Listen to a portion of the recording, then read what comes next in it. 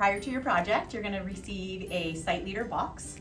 Inside this box is some exciting things that you can use for your project the day of. I'm gonna show you what's in them. First of all, a lovely card from our Global Days of Service team. A little thank you for volunteering your time to lead this project with some awesome volunteers. Make sure you take a look at that.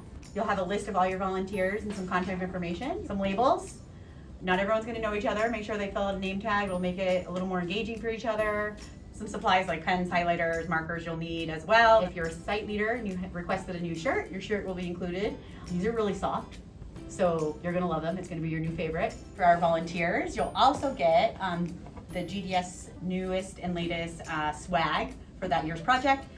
This year it will be different, but included in this box, we have a hat and some stickers. I highly recommend that you take all these items and do a group photo at the end so everyone can capture their great memory.